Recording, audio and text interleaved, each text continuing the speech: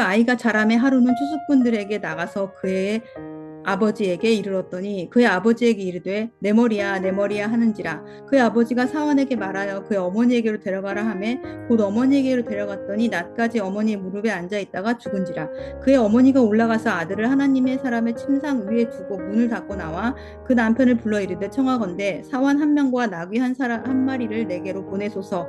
내가 하나님의 사람에게 달려갔다가 돌아오리이다 하니 그 남편이 이르되 초하루도 아니요 안식일도 아니거늘 그대가 오늘 어찌하여 그에게 나아가고자 하느냐 하는지라. 여인이 이르되 평안을 비나이다 하니라. 이에 나귀의 안장을 지우고 자기 사원에게 이르되 몰고 가라. 내가 말하지 아니하거든 나를 위하여 달려가기를 멈추지 말라 하고 드디어 갈멜산으로 가서 하나님의 사람에게로 나아가니라. 하나님의 사람이 멀리서 그를 보고 자기 사환 게하시에게 이르되 저기 수냄 여인이 있도다. 너는 달려가서 그를 맞아 이르기를 너는 평안하냐 내 남편이 평안하냐 아이가 평안하냐 하라 하였더니 여인이 대답하되 평안하다 하고 산에 이르러 하나님의 사람에게 나아가서 그 발을 아는지라. 게하시가 가까이 와서 그를 물리치고자 하매 하나님의 사람이 이르되 가만두라. 그의 영혼이 괴로워하지만은 여호와께서 내게 숨기시고 이르지 아니하셨도다 하니라. 여인이 이르되 내가 내 주께 아들을 구하더이까 나를 속이지 말라고 내가 말하지 아니하더이까 하니 엘리사가 게하시에게 이르되 내 허리를 묶고 내 지팡이를 손에 들고 가라. 사람을 만날거든 인사하지 말며 사람이 내게 인사할지라도 대답하지 말고 내 지팡이를 그 아이 얼굴에 놓으라 하는지라.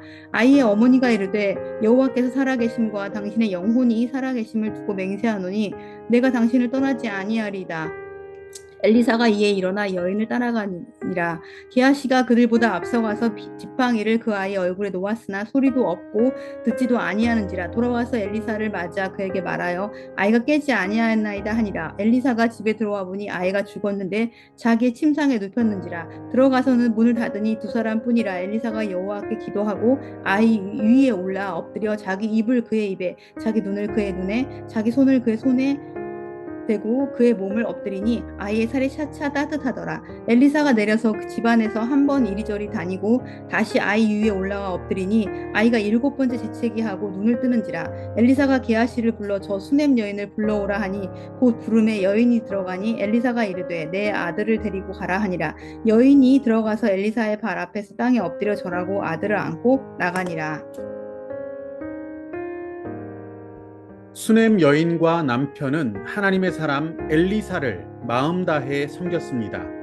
엘리사는 늦은 나이에도 아이가 없는 이 부부의 모습을 보고 그들의 후손을 축복해 주었고 부부는 귀한 아들을 얻게 되었습니다. 하나님의 은혜로 얻게 된 이 아들은 추수기에 아버지와 함께 들에 나갔다가 격렬한 두통을 호소했고 결국은 집으로 돌아가서 어머니의 무릎 위에서 죽게 되고 말았습니다. 여인은 이 죽은 아들을 엘리사의 침상에 두고 즉각적으로 남편에게 달려갔습니다. 사환 한 명과 나귀 한 마리를 요구했고 엘리사에게 달려가게 됩니다. 여기에서 우리가 주의 깊게 살펴볼 것은 여인은 남편에게 아들의 죽음을 말하지 않았다는 것입니다. 슬퍼하지도 않았다는 것입니다.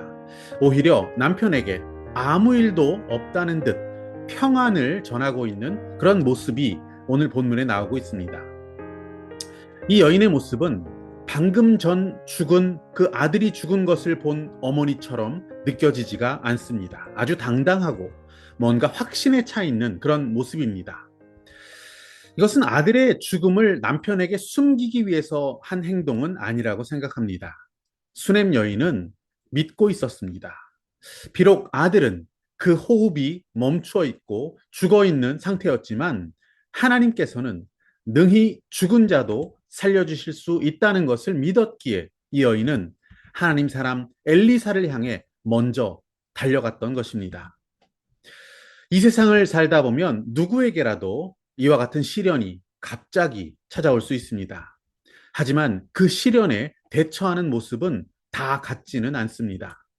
이 여인의 모습을 보면서 우리가 도전받게 되는 것은 인간의 생사화복이나 길흉, 그리고 성공과 실패, 그 모든 것이 하나님의 손에 달려 있다는 절대적인 믿음, 그 믿음을 가지고 사는 자의 모습은 달랐다라는 것입니다.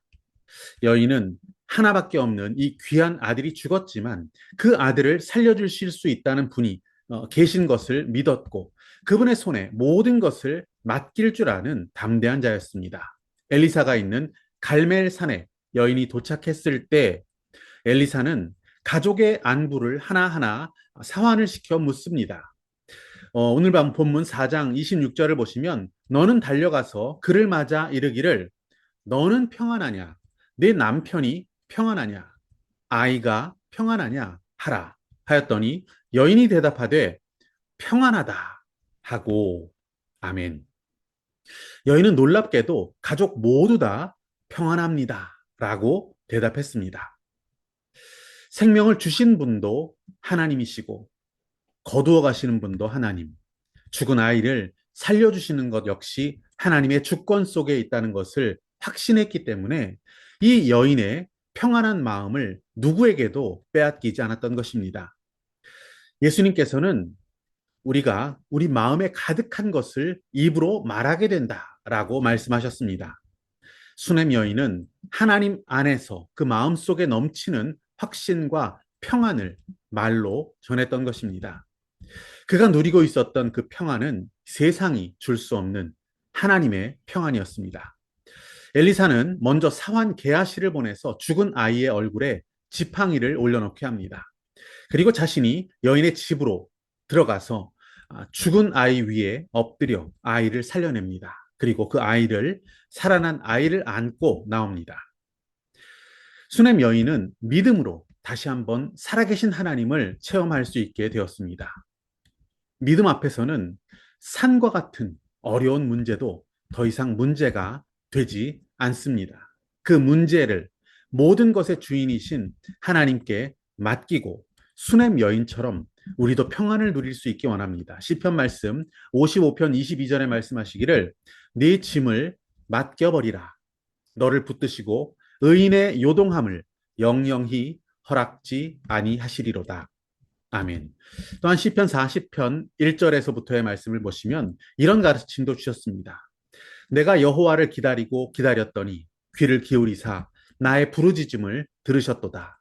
나를 기가 막힐 웅덩이와 수렁에서 끌어올리시고 내 발을 반석 위에 두사 내 걸음을 견고케 하셨도다. 살아가면서 만나게 되는 여러 가지 어려운 문제나 근심, 염려, 걱정도 온전히 주님께 맡기고 하나님의 일하심, 하나님의 도우심, 하나님의 기적을 경험할 수 있기 원합니다. 여러 가지 문제와 일들을 만날 때 원망하거나 낙심하지 말고 그 즉시 주님을 찾았던 수넴 여인처럼 주님만이 나의 도우심이 된다는 것을 굳게 믿고 나아가 주님께 나아가 주님의 은혜를 누리며 살아갈 수 있는 저와 여러분이 되시기를 축복합니다.